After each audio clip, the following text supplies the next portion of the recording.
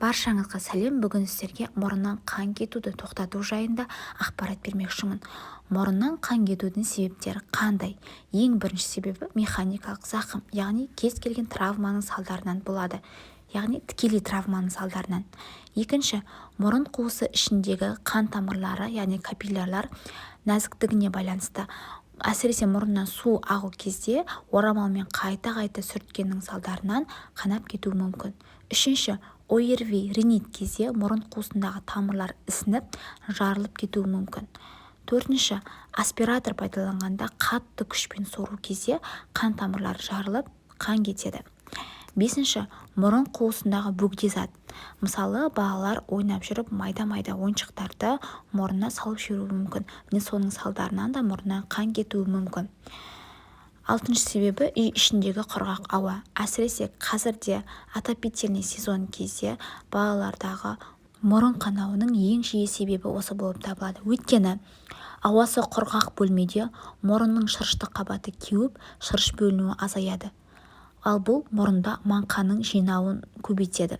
Ал маңқаны тазалау үшін қан тамырларды зақымдап қан кетеді.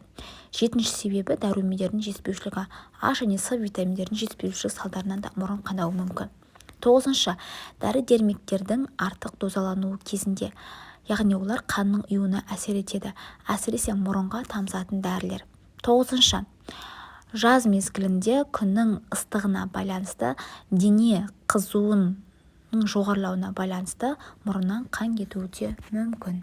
Ал ересек адамдарда қан кетудің негізгі себебі антиагреганттарды, антикоагулянттарды қабылдаудың салдары болуы мүмкін. Яғни аспирин, кардиомагнил, тромбоаз, варфарин сияқты препараттарды қолданудың салдары болуы мүмкін. Мұрыннан қан кету кезде қалай көмектесеміз? Ең алдымен баланың басын сәл алға еңкейтіп, денесін тік отырғызамыз. Бала басын артқа шалқайтпау қажет. Ол кезде қан жұтқыншаққа ағып кетуі мүмкін, немесе асқазанға кетіп қалуы мүмкін. Бала ол кезде қан құсады. Екінші, баланы 10-15 минуттай мұрынның жұмсақ аймағын қысып отыру қажет.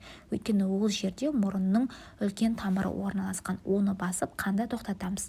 Үшінші, мұрынға салқын нәрсені басуға болады. Мысалы, дымқыл орамал. Ол қан тоқтатады. Төртінші, егер үйде сутегі асқын тотығы болса, яғни перекис водорода, соны мақтамен тампон жасап, сутегі асқын тотығына малып, баланың мұрнына салуға болады. Ол антисептик болып табылады.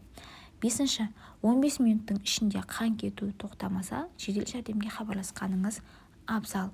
Егер мұрыннан қан кету жиі мазалайтын болса, дәрігерге барып қаралғаныңыз жөн.